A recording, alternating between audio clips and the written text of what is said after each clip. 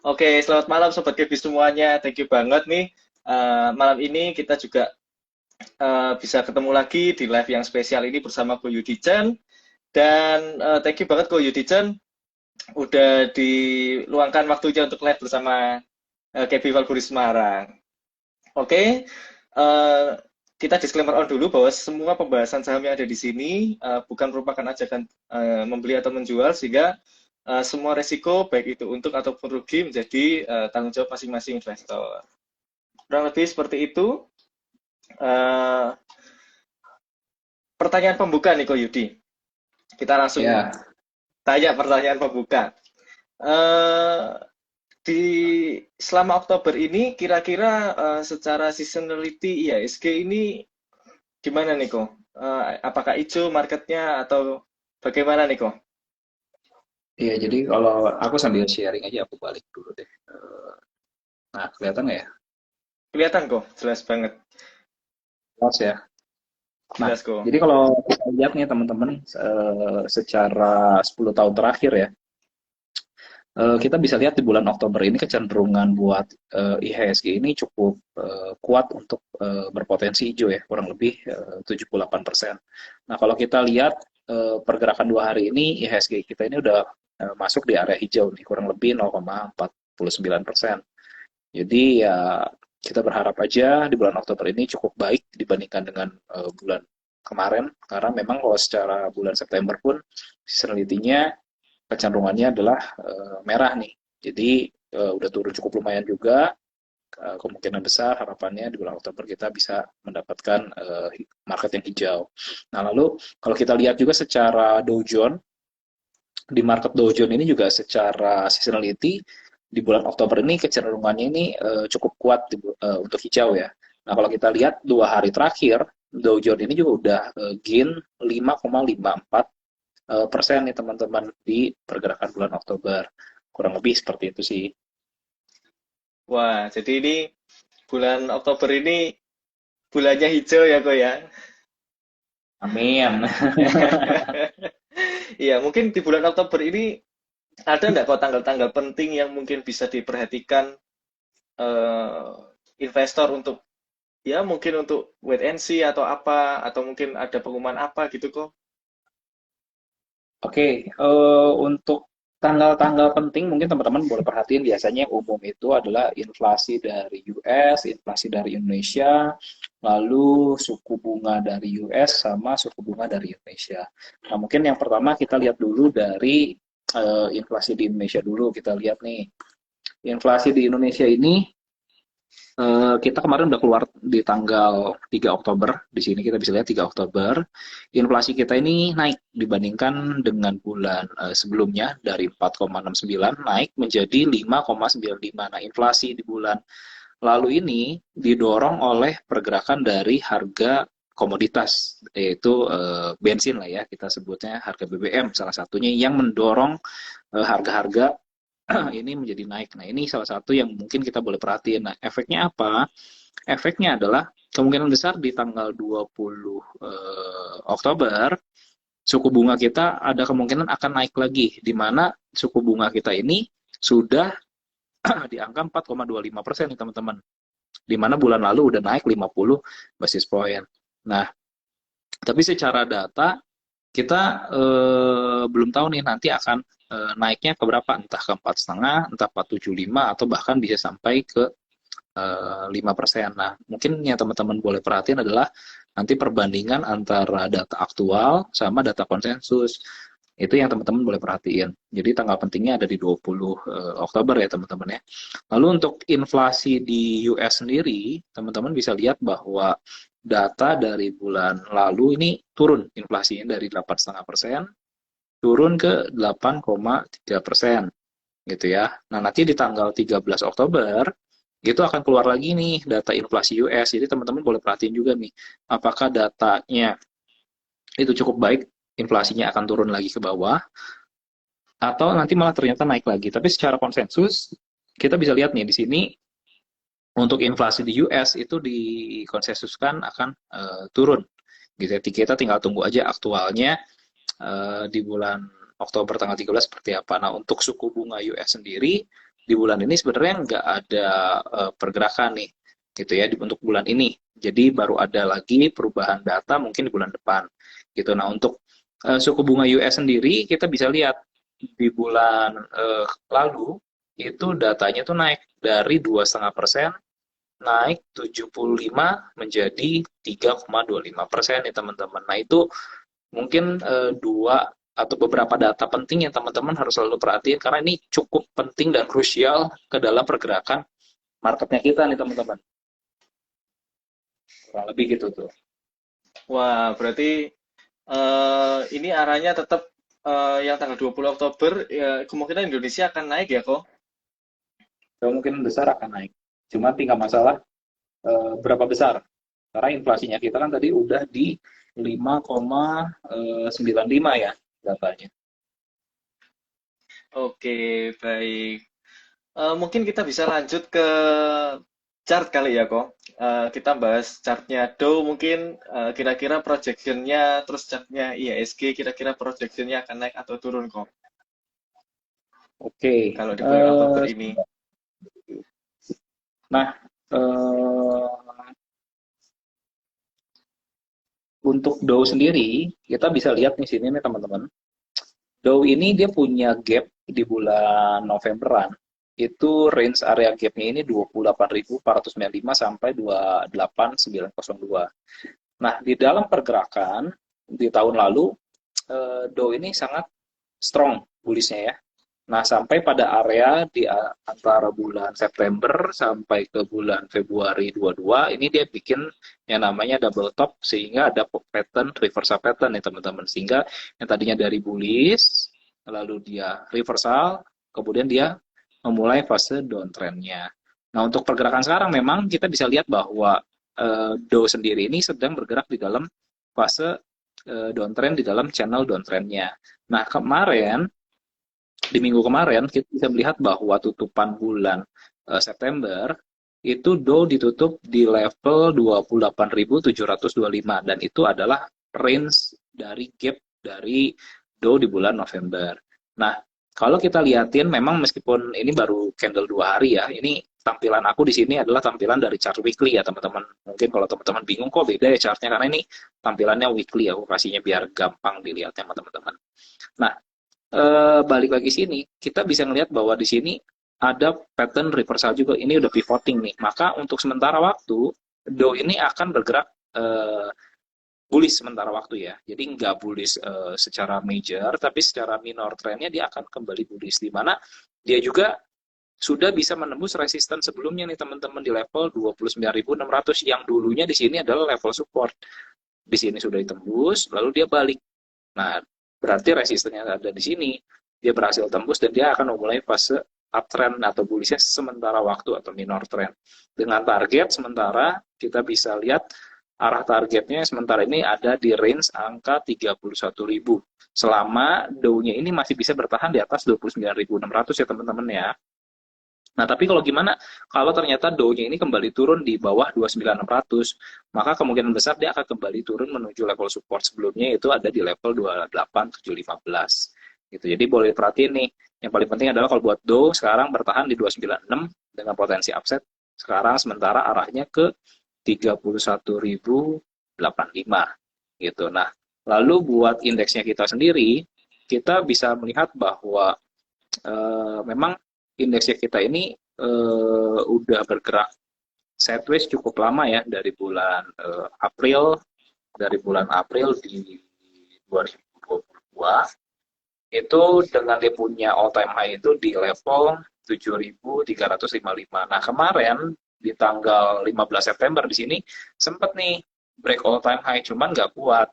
Nah, kalau kita lihat patternnya juga, di sini membentuk yang namanya rising wedge nih teman-teman, di mana memang kalau kecenderungannya udah ada pattern-pattern seperti rising wedge akan terjadi pelemahan, gitu ya. Nah, di tanggal 16 September, di sini, kita bisa melihat bahwa pattern rising wedge-nya ini ditembus ke bawah, gitu ya. Maka dari sini kita bisa melihat dia akan bergerak downtrend sementara waktu, dan di sini dia membentuk lagi yang namanya channeling downtrend. Nah, untuk pergerakan 2 hari terakhir sebenarnya untuk IHSG sendiri ini cukup bagus, di mana dia udah bisa menembus dari channel downtrend-nya nih. Untuk target upside sendiri sementara ada sampai resisten kurang lebih di area 7.221. Cuman kita bisa melihat bahwa tutupan hari ini candle IHSG ini nggak begitu bagus, teman-teman. Tekanan jualnya cukup besar. Jadi untuk sementara waktu mungkin sehari 2 hari ke depan akan ada tekanan jual dulu sedikit. Selama dia masih bisa bertahan di atas level 7 ribuan, maka potensi upside-nya masih ke level 7.221. Kurang lebih teman-teman seperti itu. Gitu. Nah, tapi kalau misalkan ternyata dia nggak bertahan di level 7.000 dan kembali tembus di 6926, maka kita bisa melihat bahwa pelemahan yang akan terjadi ini bisa sampai ke level di 6.800-an kurang lebih. Gitu. Jadi teman-teman boleh berhati-hati kalau misalnya ternyata tembus. Tapi so far kalau kita lihatin dari indikator itu sendiri, MACD-nya ini juga udah mulai bagus, lalu stokastik ini pun udah mulai naik keluar dari area oversold. Mungkin sementara waktu masih akan bergerak ke arah 7.200 untuk minor, gitu ya. Jadi kita nggak bisa untuk major, tapi untuk minornya sementara masih arah bullish karena dia udah keluar dari pergerakan downtrend channel. Kurang lebih seperti itu. Wah, berarti indeks selama berada di atas 7.000 akan arahnya tetap naik ya kok ya. Kalau dia jebol di angka 7.000 berarti arahnya akan ke 6.800 gitu ya kok. Ya, kemungkinan besar dia akan turun ke 6926 dan bisa turun lagi ke level 6.800-an. Itu yang cukup berbahaya sih. Cuman kita lihat aja, karena kan kita kan di market ini kita harus selalu punya plan A dan plan B. Kalau misalnya ternyata memang sesuai skenario awal bahwa marketnya ini akan kecenderungannya lebih banyak di hijau, maka kita udah prepare. Berarti kita harus siapin nanti sahamnya seperti apa nih. Tapi kalau ternyata berbalik arah, jangan lupa kita pasang yang namanya stop loss dan trailing stop. Kenapa? Supaya nggak menggerus kita punya portofolio begitu besar. Gitu. Karena memang market sideways ini market yang cukup mematikan, apalagi buat trader-trader yang nggak disiplin tradingnya nih, nggak disiplin dengan trading plan-nya.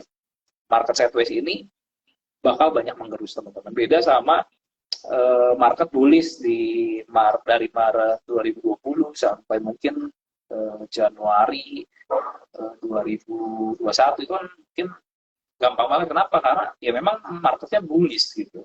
Maka penyingkapan kita ketika trading di market sideways dengan market lagi bullish itu beda banget teman-teman. Maka penting banget untuk teman-teman punya trading plan dan disiplin. Ya. Wah, menarik banget nih kok. Berarti di market yang seperti ini kita harus punya trading plan dan kita harus disiplin ya kok. Oke, kok boleh dilanjutin dengan chartnya komoditi mungkin kok, apa ada komoditi yang menarik dan mungkin rupiah juga kok, USD IDR atau DXY boleh dibahas nggak kok? Supaya jadi kita punya gambaran nih sebelum kita masuk ke sektoral IHSG. Nah, sebenarnya teman-teman harus perhatiin satu DXY. DXY ini dolar indeks, teman-teman. Kalau misalkan ada teman-teman yang belum tahu, dolar indeks ini memperlihatkan bahwa adanya begitu penguatan dari yang namanya USD ya, US dollar. Nah, kalau kita lihat di tahun 2021 dari kurang lebih dari bulan awal tahun, ini DXY-nya ada di bawah 90, level 89. Dan ini strong rally atau strong bullish sampai kemarin itu di 114-an teman-teman. Memang semingguan terakhir ini mulai turun, kurang lebih ada di level 110-an kemarin, hari ini mulai naik lagi 111. Jadi kalau kita lihat secara pola memang currency dari dolar ini sangat-sangat kuat. Makanya kita nggak heran kayak misalkan kita melihat bahwa Turki mata uangnya anjlok, rupiah juga tergerus dari 14.7, 14.8, sekarang naik sampai kemarin peaknya mungkin di 15.3 nih. Nah, maka kita boleh perhatiin bagaimana pergerakan dari US dollar ini. Nah, untuk sementara waktu, kita bisa melihat bahwa terjadi pelemahan tadi dari level 114 ke level 110. Nah, kalau misalkan dia nggak bisa naik lagi di atas level 114, harapannya adalah dia akan membuat pola reversal pattern nih. Jadi kita bisa melihat bahwa dolar ini akan kembali turun. Tapi untuk sementara waktu sekarang, ya kita melihat bahwa memang pattern ini masih strong uptrend ya, belum ada keluar pola reversal pattern, belum ada lower high, belum ada lower low. Jadi kita melihat bahwa memang DXY ini sangat-sangat strong teman-teman. Makanya nggak heran mata-mata uang lain apa namanya melemah semua. Nah, untuk USD-DR-nya kita sendiri, kita bisa melihat bahwa kemarin itu indeks apa rupiahnya kita, pergerakan harga rupiahnya kita ini, dia punya area resisten ini di area range 15.030 rupiah. Itu kurang lebih di bulan Juli 2022. Nah, di tanggal 26 September ini ditembus. Maka dia akan memulai fase kembali menguat gitu ya secara nominal gitu ya. Jadi dari 15.030 next targetnya ke berapa? Next targetnya ini ada sampai ke 15.347 untuk target satunya dari USD/DR, dan kalau misalkan tembus next targetnya ada di 15.700. Harapannya apa? Harapannya sebenarnya USD/DR kita nggak naik setinggi itu, tapi apakah dibilang mungkin nggak sampai sana? Mungkin aja. Kenapa? Karena secara structure ini lagi di dalam fase bullish atau lagi fase kenaikan. Nah, kalau kita lihat juga secara historical data, sebenarnya di bulan waktu pandemi itu, di Maret 20, ini indeksnya ini, pergerakan harga USD/DR-nya ini sempat nyentuh harga tertingginya ini di level 16.738. Gitu. Jadi, kalau kita lihat secara pattern, ya ini masih bergerak uptrend untuk sementara waktu ya, sampai nanti kita menemukan pola reversal untuk dia kembali turun, kurang lebih seperti itu. Nah, untuk gold sendiri berapa bulan ini memang gold ini udah bergerak turun dari level 2060-an sampai kemarin low-nya itu ada di level 1614. Nah, tapi untuk sementara waktu kalau misalkan kita tahu bahwa sebenarnya ketika USD ini melemah gitu ya, kita melihat bahwa ya gold-nya menguat. Jadi berkebalikan nih teman-teman. Kalau misalkan gold-nya menguat, biasanya US dollar-nya melemah gitu ya. Karena ya itu apa ya, korelasinya seperti itulah, kurang lebih seperti itu. Nah, untuk pergerakan sendiri dari gold, kita bisa lihat bahwa gold ini sendiri sedang berusaha untuk menembus level resisten di 1711 nih. Ini adalah downtrend line-nya. Nah, kalau misalkan dia breakout dari ini, maka next-nya gold kemana? Gold akan membuka target hingga area 1806. Gitu. Jadi itu hal-hal yang teman-teman boleh perhatiin. Kalau misalkan, USD-DR-nya ternyata misalkan naik terus nih ke 15.000 sekian, maka teman-teman harus mengetahui bahwa emiten apa aja yang terdampak baik, emiten apa juga yang terdampaknya kurang baik. Termasuk juga kalau misalkan harga gold-nya naik atau harga gold-nya turun gitu. Jadi teman-teman belajar sedikit tentang makroekonomi gitu ya. Wah, menarik banget ya kok. Berarti memang secara DXY dan USD/DR memang masih bullish banget ya kok. Jadi rupiah kemungkinan besar akan melemah ke 15.000 sampai 15.700 tadi ya kok. Sementara Mungkin aku melihatnya bisa berubah. Gitu. baik. Mungkin boleh share komoditi yang lain kok, mungkin oil gitu kok. Karena ini kan ada Oke, beberapa sentimen juga. Oke, untuk oil sendiri kita bisa lihat di sini kemarin-kemarin oil ini sepanjang tahun 2022 ini menguat banget ya teman-teman. Kita bisa lihat bahwa oil ini peaknya kurang lebih di level 129 gitu ya, dan dari bulan Juni sampai di bulan September kemarin ini sudah terjadi penurunan harga yang cukup signifikan buat aku. Kita bisa melihat bahwa dia udah turun dari level 120 turun sampai level 75-an, dan sekarang mulai naik memang, tapi ada di level 86. Nah, selama oil ini bisa bertahan di level 90 ke bawah, menurut aku ini akan cukup baik untuk pergerakan dari BBM-nya kita, karena kita cukup dominan dari impor, sehingga harga-harga BBM kita ini bisa kembali turun karena belakangan hari ini juga kan kemarin-kemarin sempat tuh turun tuh apa namanya BBM kita, tapi memang sempat naik lagi gitu. Jadi ya kita boleh perhatiin juga nih harga oil ini juga akan sangat mempengaruhi harga BBM-nya kita di dalam negeri seperti apa.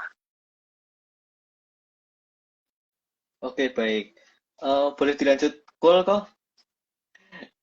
Call, Oh, pergerakan oke. call. Iya. Untuk call sendiri sebentar.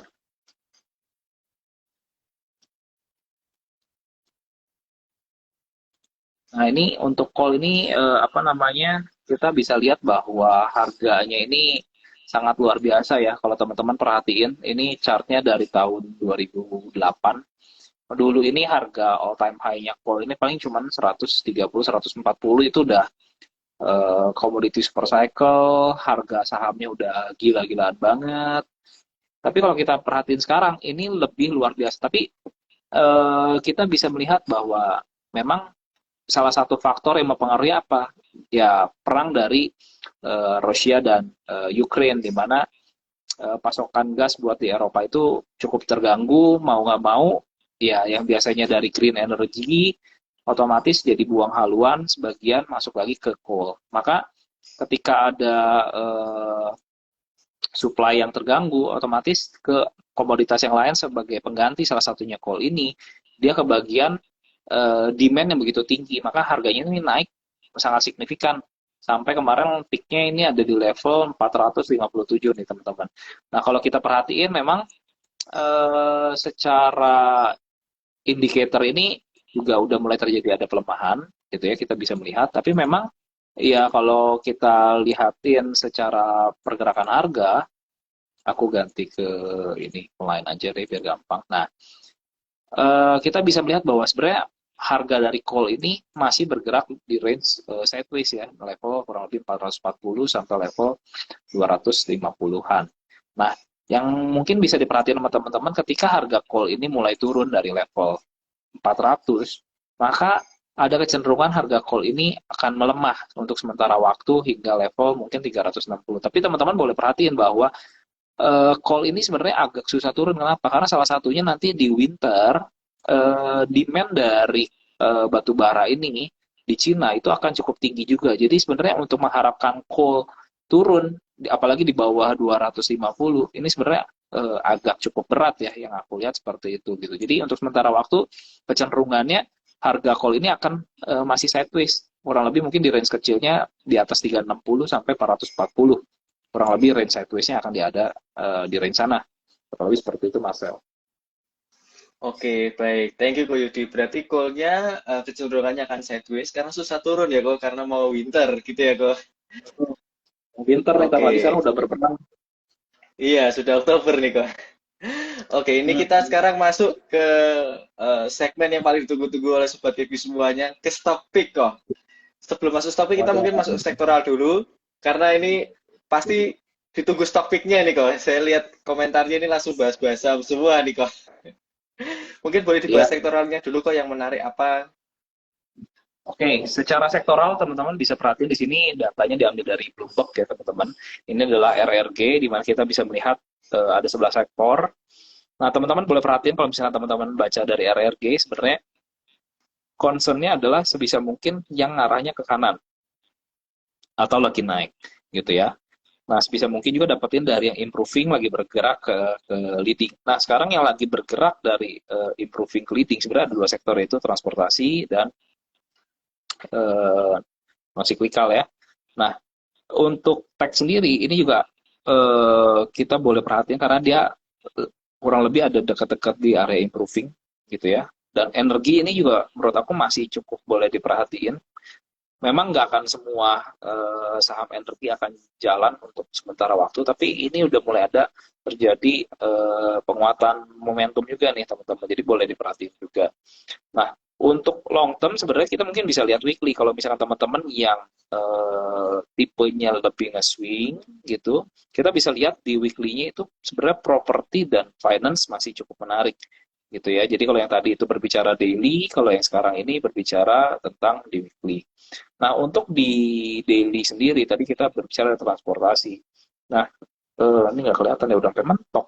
Nah, di ujung sini ada Kejen, ya Kejen.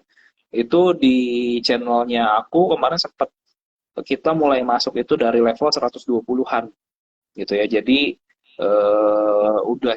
udah gain ratusan persen sih sebenarnya. Nah, kalau teman-teman yang Wow. baru join dan baru mau coba masuk, menurut aku nggak terlalu wise ya, karena udah naik ratusan persen. Meskipun memang kita bisa perhatiin bahwa ini ada di leading nih. Nah, tapi kalau misalkan kita perhatiin yang lain, sebenarnya ada juga yang lagi mulai naik nih, ada Temas dan PNCA. Ini juga mungkin teman-teman boleh perhatiin. Eh, rasanya kemarin TNCA mulai bergerak dan Temas juga hari ini bergeraknya cukup cukup agresif nih teman-teman. Ini teman-teman boleh perhatiin di pergerak sektoralnya.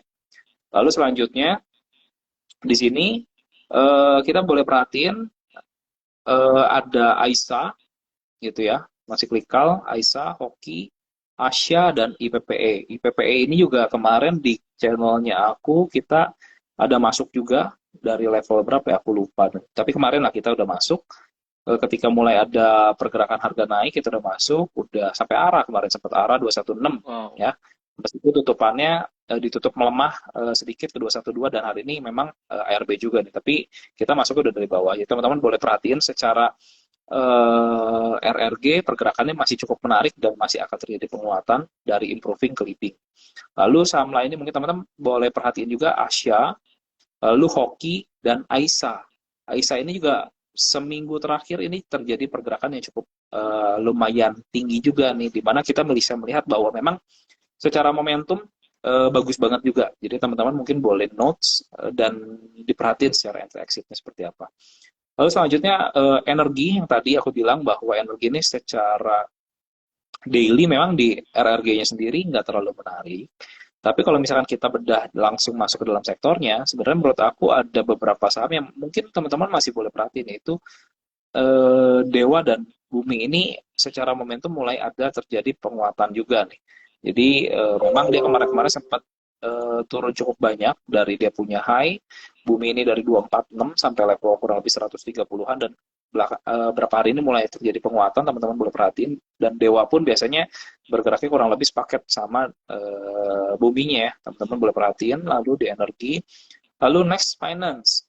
Finance kalau misalnya kita perhatiin berapa bulan ke belakang sebenarnya yang cukup signifikan itu seperti BBCA naik dari level 7.200 naik sampai 8.700-an. Nah, tapi kalau misalkan kita lebih concernnya buat yang swing pendek atau trading jangka pendek, sebenarnya teman-teman bisa perhatiin juga di sini ada BBHI, ini juga mulai bergerak belakangan, lalu ada BABP dan Amar. Teman-teman bisa perhatiin Bang mungkin secara size market cap-nya memang jauh lebih kecil, lalu harga juga masih ada dekat-dekat dari support. Jadi sebenarnya secara risk reward ratio juga teman-teman jauh lebih menarik dibandingkan saham-saham yang udah adanya di atas-atas dekat-dekat resisten gitu ya.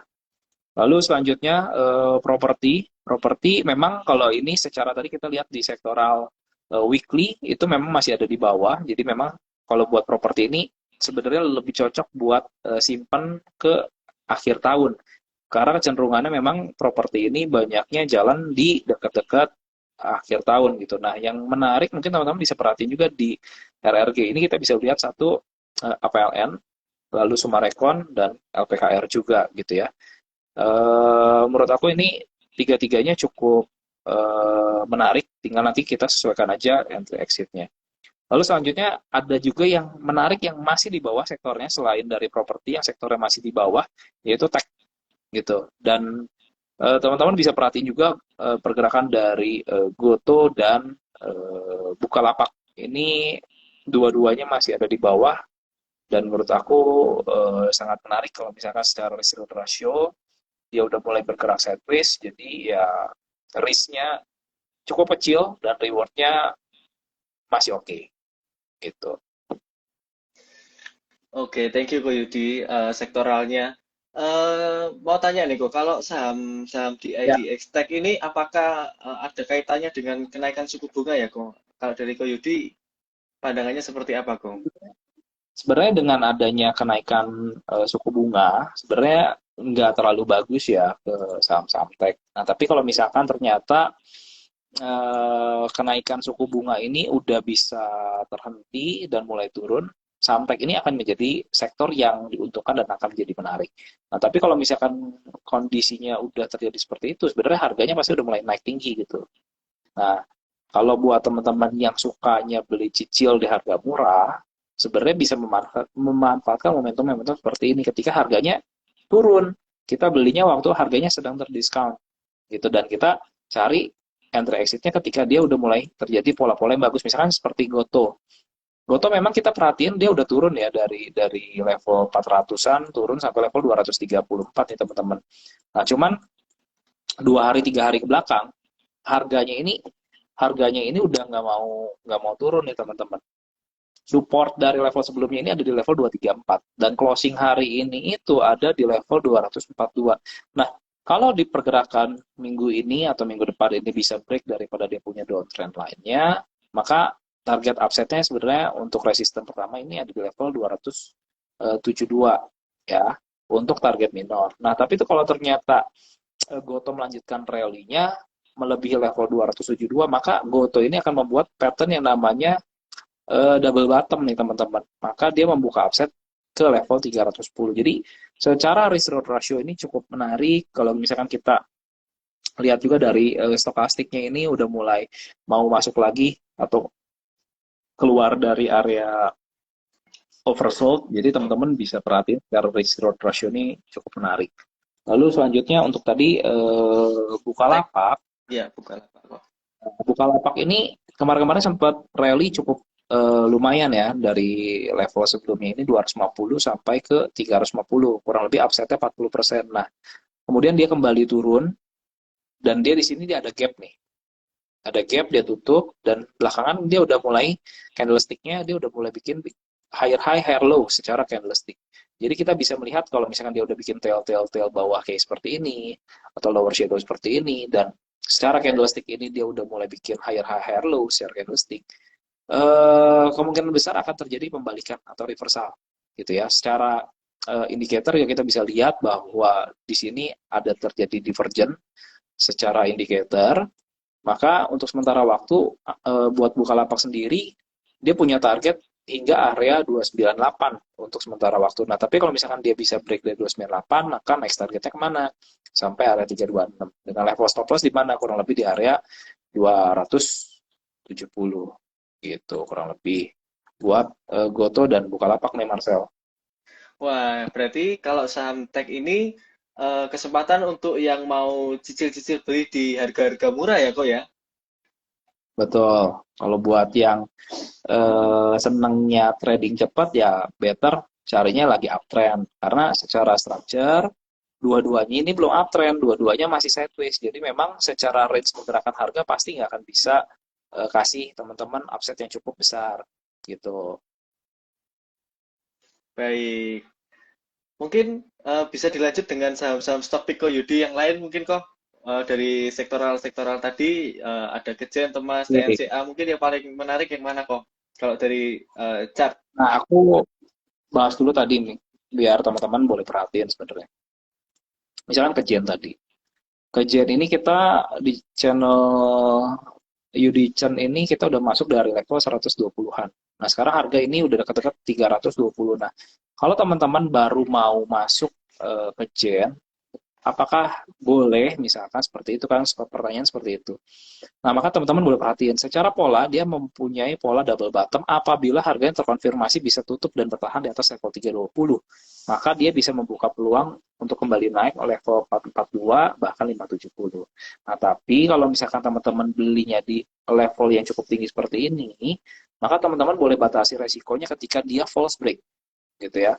Di bawah level 310 ini teman-teman boleh waspada, takutnya dia akan kembali turun dalam pergerakan sideways ya. Jadi teman-teman boleh perhatiin, dan secara indikator pun ini dia udah overbought terus nih. Jadi teman-teman boleh perhatiin kalau misalkan baru mau masuknya di atas level 320 gitu ya. Nah, terus TNCA. Untuk TNCA ini secara pergerakan harga kita bisa lihat dia udah turun cukup banyak ya teman-teman ya, dari level 3.000 sekarang ada di level 400-an. Nah, secara indikator kita juga bisa melihat nih, oh MACD-nya udah golden cross nih teman-teman gitu ya. Jadi untuk sementara waktu kemungkinan besar nih harga akan naik dulu, konfirmasi kalau misalkan di harganya tutup dan bertahan di atas 400, kemungkinan besar dia akan bergerak uptrend secara minor menuju target level 460 untuk target satunya dan target duanya ini ada di level 520 gitu ya.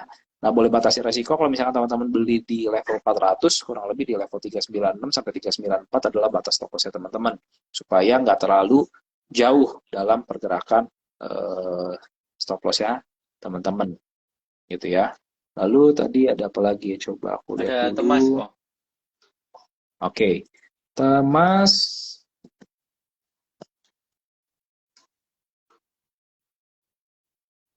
Nah, Temas ini kita boleh perhatiin secara pola, dia udah terjadi pola reversal, sudah terkonfirmasi. Dan hari ini harganya ini naik 14% gitu ya, sampai level penutupan tadi ada di level 1860 gitu ya. Dia candle-nya bagus banget nih Margozu. Nah, untuk pergerakan besok teman-teman bisa perhatiin kalau misalkan ternyata candlestick-nya ini bikin pola higher high di atas level 1860, maka kecenderungannya dia akan terjadi penguatan lanjutan hingga area 2090 di area resisten yang cukup kuat untuk Temas. Nah, tapi kalau misalnya ternyata dari 1860 kemudian dia turun, maka dia akan kembali turun ke bawah. Jadi boleh hati-hati nih kalau misalkan dia turun di bawah level 1820-an, teman-teman boleh batasi resiko. Nah, untuk indikator sendiri kita bisa lihat nih, untuk MACD-nya ini udah mau golden cross dan untuk stokastiknya ini juga udah mau keluar dari area oversold-nya. Jadi untuk pergerakan minor masih menarik, tapi secara pola besar ya kita nggak bisa cari gain yang terlalu banyak dengan tipe karakteristik saham yang seperti ini karena bukan sedang strong uptrend gitu ya. Jadi teman-teman boleh perhatiin nih kalau misalkan trading di Temas kurang lebih seperti itu. Lalu tadi ada apa lagi ya? Goto sudah, NCA Temas sudah tadi Mungkin kecil. masuk ke non cyclical kok? Iya. Ya, non cyclical. Nah, di non cyclical, nah IPPE ini teman-teman kalau boleh perhatiin ya, ini dia udah turun cukup banyak dari level 650 dan di area sini ini adalah area-area support nih teman-teman. Gitu ya. Jadi area support ini cukup menarik kalau misalkan teman-teman beli di area supportnya kayak kemarin dia sudah terkonfirmasi untuk kembali mulai rally secara minor gitu ya, kurang lebih ada di level di atas 180-an nih teman-teman. Nah, maka untuk sementara waktu dia akan naik dan untuk targetnya sendiri ini dia ada di level resisten sebelumnya ini kurang lebih di level 224. Nah, kalau level 224 ini bisa kembali tembus, maka next targetnya ini dia bisa membuka potensi hingga area 272, bahkan untuk lanjutannya bisa sampai area 320-an teman-teman. Jadi boleh diperhatiin untuk sementara memang dia sedang terkoreksi gitu ya, tapi selama dia masih bisa bertahan di atas level 176, dia masih membuka potensi untuk kembali naik gitu ya. Jadi perhatiin level supportnya ada di level 176. Untuk target selanjutnya ada di 222, lalu target selanjutnya di 270, lalu target lanjutannya ada di 320. Nah, kalau misalnya teman-teman udah belinya dari area bawah, teman-teman itu bisa melakukan yang namanya eh, take profit sebagian atau trailing stop. Kalau misalkan ternyata oh di sini kita bisa lihat nih ada resisten, oh ternyata nggak kuat ya udah teman-teman boleh jual dulu setengah. Kalau ternyata dia naik terus, teman-teman masih punya setengah. Dan kalau dia turun ke bawah, istilahnya sampai balik modal, teman-teman masih kantongin yang cuannya setengah. Jadi nggak sampai istilahnya pulang nggak bawa apa-apa tuh. Gitu. Jadi kalau misalnya teman-teman lagi trading, eh, disiplin cut loss-nya perlu, tapi disiplin take profit-nya juga perlu gitu ya teman-teman ya. Lalu selanjutnya ada hoki. Aisyah Hoki Hoki, ini juga ya. hoki dan Aisyah ini cukup menarik juga nih. Nah, kalau misalkan kita lihat ya, secara tren besar banget ya, hoki. Hoki ini udah break dari yang namanya fan principle. Nah, di mana kalau ada pergerakan harga atau saham yang udah break dari event principal, kecenderungannya dia akan memulai fase pembalikan karena ini turun dari downtrend, break event principal, dia akan memulai fase uptrendnya. Nah, untuk konfirmasi sebenarnya untuk hoki itu butuh naik di atas level 150 dan kalau misalkan hoki ini bisa naik di atas level 150, targetnya ini bisa sampai 177 gitu ya. Untuk indikatornya sendiri kita bisa lihat nih bahwa indikatornya ini udah terjadi yang namanya bullish divergence juga. Jadi kita boleh perhatiin untuk konfirmasi kalau misalkan kita nanti beli buy on breakout di atas 150, targetnya 177 boleh batasi resiko jangan turun di bawah 142. Kenapa? Karena akan membatalkan pola dari pergerakan dari hoki. Lalu selanjutnya Aisyah. Aisyah ini juga cukup menarik di mana ada pola double bottom juga nih teman-teman kemarin-kemarin dan dia breakoutnya juga cukup baik dengan volume yang cukup besar. Namun memang sesudah dia breakout 2 hari belakang ditutup dengan candle merah, untuk sementara waktu dia akan pullback dulu ke level 163. Selama dia masih bisa bertahan di atas 163, maka perjalanannya masih di dalam fase uptrend secara minor menuju target 200. Kenapa? Karena di sini dia sudah bikin yang namanya higher high nih teman-teman. High di sini lebih tinggi dibandingkan di sini. Tinggal nextnya apa? Dia bikin yang namanya higher low. Tinggal pertanyaannya higher low-nya ada di mana. Mudah-mudahan bisa bertahan di atas 163 supaya dia bisa bikin higher high lagi. Itu yang kita sebut sebagai fase bullish atau uptrend. Gitu teman-teman ya. Wah, Lalu terima kasih Pak Yudi. Iya. Oke. oke. Lalu Boleh selanjutnya ya. gimana Ya, Marcel? silakan kok. Lanjut kok. Oke. Nah, lanjutnya kita bisa lihat ini Dewa dan Bumi ya. Nah, yang pertama Dewa. Dewa ini secara tren dia udah break dari downtrend line, sudah terkonfirmasi dia sudah belok daripada dia punya area support. Area supportnya ini ada di area sini, di level 56-an. Nah, selama Dewa ini bisa bertahan di atas area 65, maka dia membuka potensi upside ini ke level selanjutnya, ini 72 untuk target satunya dan 79 untuk target 2-nya. Secara indikator kita bisa melihat bahwa MACD-nya ini udah mau golden cross dan stokastik ini udah keluar dari area overbought. Dan secara pergerakan volume ini pun cukup baik ya, di mana dia convergent juga dengan pergerakan harganya, volume juga meningkat. Ini cukup baik. Jadi boleh dibatasi untuk stop loss-nya itu kalau buat harga sekarang di bawah 65 boleh dibatasi dulu. Lalu untuk Bumi ini pergerakan mirip juga sama Dewa, di mana dia juga udah keluar dari fase downtrend line minornya di sini. Untuk sementara kita bisa melihat bahwa resisten selanjutnya adalah di level 167. Kalau level 167 ini tembus, harga Bumi ini bisa kemana? Kurang lebih ke level target selanjutnya ada di level 183 dan target selanjutnya ada di level 200. Nah, tapi kalau misalnya ternyata harganya kembali turun di bawah 156, maka dia akan kembali turun sampai level 130-an. Jadi boleh diperhatikan level 156 ini menjadi level yang penting banget untuk Bumi. Untuk sementara waktu, kecenderungannya masih akan bullish gitu ya. Lalu Masuk ke selanjutnya, RRQ weekly ya kok, yang agak panjang nih kok. Tadi kan kita masuk ke RRQ yang daily. Kalau yang weekly tadi kok betul. Yudi bahas tentang properti dan finance nih kok. Mungkin saham-saham pilihannya apa nih kok di Nah, properti dan finance? di properti salah satunya mungkin teman-teman bisa perhatiin APLN juga. Di mana APLN ini pergerakan harganya ini masih ada di bawah ya teman-teman. Pergerakan harganya masih ada di bawah. Jadi dia udah turun cukup banyak. Lalu belakangan kita bisa perhatiin support yang ada di sini ini udah tidak lebih rendah daripada di sini. Jadi secara pola pergerakan harga dia udah nggak mau turun nih teman-teman. Jadi kelihatan bahwa sudah mulai bottoming.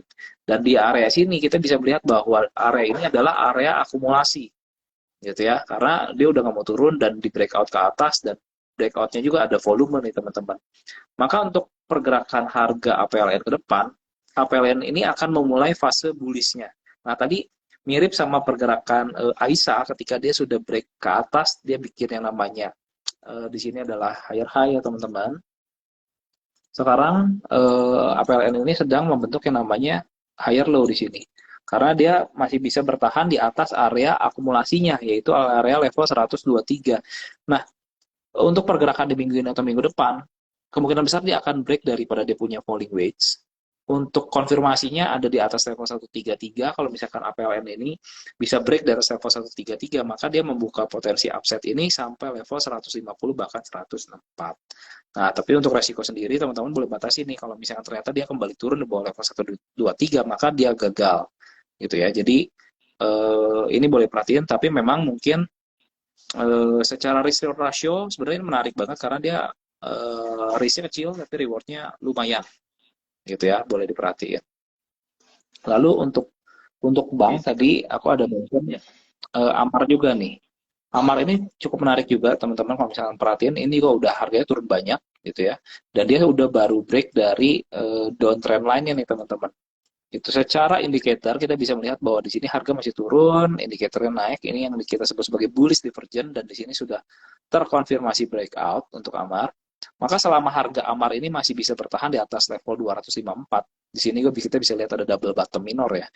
Di atas level 254, maka Amar ini berpotensi untuk kembali menguat ke level satunya dan di 300 bahkan ke level 330. Teman-teman, kurang lebih seperti itu ya. Baik, thank you Ko Yudi untuk saham-saham stock pick-nya yang luar biasa banget ini. Eh, karena kita ini sudah hampir 1 jam ini kok. Nanti kalau kita berlanjut terus tidak ada yang jawab pertanyaan nih kok. Karena pertanyaan sudah banyak banget yang masuk ini. Iya, Tanya-tanya saham kok ini kok. Mungkin ada yang tanya ini soal BP kok. Boleh dibahas nggak kok secara chartnya? sama apa? BP kok, BIPI. Oh, BP. Oke. Oh, BP. Oke. Pergerakan dari BP ya. Kita bisa lihat nih secara pergerakan tren. Ini kan lagi turun ya teman-teman ya. Jadi kalau kita lihatin polanya, sebentar. Nah, ini kan pergerakannya dia bikin yang namanya lower high, lower low, lower high, lower low. Jadi kita bisa lihat bahwa ini sebenarnya dalam fase downtrend secara minor. Nah, kalau kita lihat dari trend line, pergerakan BP ini hari ini cukup menguat, tapi dia belum cukup kuat untuk menembus apa namanya downtrend lainnya nih. Dan di area sini juga terdapat yang namanya area resisten. Kalau teman-teman perhatiin di sini ada area support sebelumnya dan ini adalah area resistennya tuh, gitu ya. Nah, maka kecenderungannya apa? Untuk range kecil, BP ini akan bergerak dalam fase consolidation dari range harga 136 sampai level 163. Selama BP ini nggak bisa keluar atau naik bertahan di atas level 163, maka kecenderungannya BP akan bergerak sideways. Nah, untuk indikator kita bisa perhatiin MACD-nya ini udah mau golden cross, lalu stokastiknya ini udah ada penguatan keluar dari area stokastik, maka tadi sekali lagi notes pentingnya apa? Level 163 ini menjadi penting. Kalau dia bisa naik di atas level 163, maka dia membuka upside bisa satu kali dari targetnya ini. Gitu. Karena ini kalau kita breakdown lagi ke bawah, itu bisa jadi double bottom. Itu ya, kurang lebih levelnya ada di level 188 ya ini ya. Nah, 188. Nah, kalau kita breakdown nih teman-teman, ini bisa jadi kayak double bottom nih. Nah, kan jadi double bottom nih. Itu cuman mungkin untuk sebagian kalau yang belum terbiasa mungkin belum bisa melihatnya apa-apa karena itu kan di daily ya nggak kelihatan mungkin, tapi kita kalau breakdown ke bawah time frame-nya baru kelihatan oh iya ada double bottom gitu, kurang lebih seperti itu, tapi minor ya, kurang lebih seperti itu sih. Berarti kalau BP, kalau bisa break 163, dia akan lanjut ke 188 gitu ya kok? Yes, betul. Ini ada pertanyaan lanjutan kok. Di grup Panin kok. Panin Saham-saham di ya. grup Panin. Iya. Panin ini menurut aku masih menarik ya, seperti PNLF, PNBN, PNBS itu menarik. Untuk PNLF ini sendiri sebenarnya dia lagi bergerak dalam range consolidation nih, dari range area 460 sampai 560. Nah, kalau misalkan dia bisa break dari 560, maka next targetnya ini PNLF ini bisa eh, naik hingga area 650. Tapi kalau misalkan dia kembali turun di bawah 460 boleh hati-hati. Gitu untuk elite wave-nya sendiri sebenarnya dia lagi bikin wave 4 dari wave 5 nih. Jadi ya kecenderungannya masih akan naik. Tapi ya dia harus bikin beresin dulu nih wave 4-nya sekarang. Tapi arah besarnya dia masih akan naik ya gitu. Terus untuk PNBS sendiri ini menarik buat aku karena dia low risk juga kalau misalkan kita perhatiin secara pola pergerakan dia membentuk channeling uptrend. Harga sekarang ini closing ada di 75 dan ini disupport kuatnya buat PNBS ya.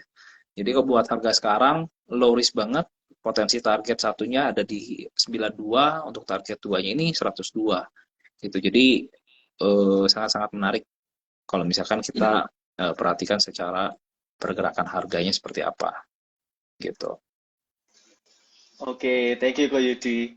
Ini ada pertanyaan lain lagi kok, terkait SCMA dan MTEK kok.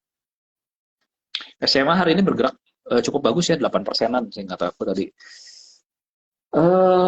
Ini juga cukup menarik kalau misalkan teman-teman perhatiin untuk SCMA sendiri ini dia bergerak menguat dari area support nih. Untuk targetnya sendiri sampai mana? Untuk SCMA sendiri penguatannya ini bisa menguat hingga area level 250-an gitu. Jadi masih sangat menarik dan memang ini polanya masih lagi consolidation, entah nanti dia bikin double bottom yang besar atau dia bikin triple bottom, ini kurang lebih memang masih dalam fase consolidation. Jadi untuk sekarang range harganya bergeraknya dari 200 sampai 250 dulu gitu. Untuk SCMA kurang lebih seperti itu. Lalu selanjutnya untuk MTEK level di sini pun menjadi level support. Teman-teman boleh perhatiin. Ini ada di level 1500 gitu ya. Nah, selama MTEK ini bisa bertahan di atas 1400, kemungkinan besar itu untuk kembali naik ke atas ini ada kemungkinannya gitu ya. Dan kalau kita lihat secara indikator juga ini ada yang namanya divergent juga. Nah, kalau kita lihatin secara tren, dia sudah break juga nih kelihatannya dari downtrend line. Oh, dia mepet banget nih. Nah, teman-teman boleh perhatiin aja di minggu ini kalau misalkan besok-besok dia bisa naik di level high-nya berapa nih? 1645, di atas level 1645 ini bisa membuka upside potensi hingga ke level 1830 kurang lebih areanya untuk target satunya. Untuk target duanya ini kurang lebih ada di area support sebelumnya sini 2000 gitu ya. Jadi kalau misalkan dia bisa naik di atas level 1650, dia akan berpotensi menguat ke 1830 hingga bahkan 2020. Nah, kalau dia masih bisa naik, nah baru dia mencapai target 2270 karena kemungkinan besar dia akan bergerak dalam sideways range ini nih teman-teman. Jadi boleh diperhatiin. Tapi boleh batasi resiko ya kalau misalkan ternyata dia kembali turun nih di bawah level 1500 1500-an, dia akan kembali turun mirip sama kasusnya Wirge itu, dia break dari 500 langsung ARB. Jadi teman-teman boleh perhatiin beli di support itu bagus, tapi perhatiin tren sebelumnya apa. Tren sebelumnya ini karena masih downtrend, maka tekanan jualnya ini masih cukup tinggi. Jadi teman-teman boleh hati-hati kalau misalkan nggak kuat, teman-teman harus disiplin buang. Kalau nggak akan keseret turun gitu. Misalkan tadi aku kasih contoh misalkan Wirge ya, ini kan sama nih trennya kan sebelumnya downtrend, beli di support ini bagus, tapi kalau misalkan dia nggak kuat ini teman-teman harus keluar. Kenapa? Kalau nggak keluar ya bisa kayak begini nih, keseret turun ARB berapa kali tuh, nggak tahu deh, nggak ngikutin ya. Jadi boleh hati-hati kalau udah jebol dari support, teman-teman harus disiplin keluar. Kalau nggak ya akan turun terus karena tren sebelumnya itu lagi downtrend. Jadi dia di sini bikin bearish rectangle gitu. Jadi hati-hati. Oke, Kurang lebih thank you Ko seperti itu. Yudi. Iya, Oh, ini nggak kerasa ya kok, sudah 1 jaman ya kok kita ngobrol-ngobrol nih kok. Mungkin ini bisa jadi pertanyaan yang terakhir sebelum kita eh, mengakhiri live ini. Ini ada yang tanya, pertanyaan terakhir, harum kok. harum. Oke, harum.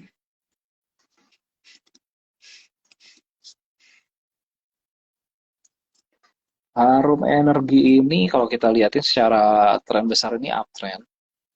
di ininya dia sudah mulai downtrend, tapi di kecilnya ini dia masih bergerak dalam fase uptrend, gitu ya. Nah, kemarin-kemarin dia terjadi pelemahan. Dia bikin di sini ada pola rising wedge juga nih, terjadi pelemahan. Nah, untuk sementara waktu, mungkin teman-teman boleh perhatiin kalau yang misalkan masih hold sahamnya, supportnya yang terdekat adalah di level 17.20 gitu ya. Jangan sampai turun di bawah level 17.20. Kalau dia tembus, maka kemungkinan besar dia akan membuka potensi untuk kembali turun ke level 15.75-an kurang lebih. Itu lumayan juga downside-nya. Jadi boleh diperhatiin kalau misalkan dia sampai tembus nih. Gitu karena dia udah jebol dari rising wedge-nya gitu. Kurang lebih seperti itu sih. Untuk Oke. resisten sendiri ya harganya ada di area sini nih, dari resisten dari support sebelumnya kurang lebih ada di area 18.30. Hari ini mencoba tembus tapi nggak kuat, tutupannya berapa tuh? 18.30 pas gitu. Jadi boleh hati-hati kalau misalkan turun apalagi tembus di bawah level 17.20. Boleh di take profit dulu kalau misalkan udah punya profitnya, kalau misalkan belum boleh dibatasi resikonya, takutnya turun lagi gitu. Intinya dalam trading atau investasi teman-teman punya trading plan. Jangan sampai nggak punya terus udah nyangkut bingung gitu ya teman-teman ya. Oke, thank you Ko Yudi. 1 jam ini sangat luar biasa sekali. Banyak insight-insight termasuk topik-topik yang menarik yang dibagikan di live pada malam hari ini. Jika Sobat Kebi mau dapat stock pick yang real time dari Ko Yudi pas intraday market, Sobat Kebi bisa buka akun Kebi Valburi Semarang dan diisi kodenya HE02, itu kodenya Koyudi. Nanti ketika sudah akunnya sudah jadi dan deposit 10 juta, maka akan di-invite ke grupnya Telegramnya Koyudi ya kok. Nanti bisa dapat Oh, potensial upside kayak kejen tadi ya kok ya, bisa ratusan persen ya kok. Di info di situ ya kok. oh. Kecil, Mantap. slis, itu ratusan persen semua tuh. Wah, keren-keren banget kok. Mantap. Ini ada pertanyaan, kalau live-nya di-save live-nya di-save, juga akan di-upload di YouTube-nya KB Valburi Semarang. Jadi pastikan sudah subscribe juga YouTube-nya KB Valburi Sekuritas Semarang. Oke, terima kasih Ko Yudi, terima kasih Sobat KB semuanya yang sudah menyimak live pada malam hari ini. Semoga selalu sehat dan cuan selalu. Bye-bye. Thank you Ko Yudi. Thank you. Thank you Ko Yudi. Semua. Lalu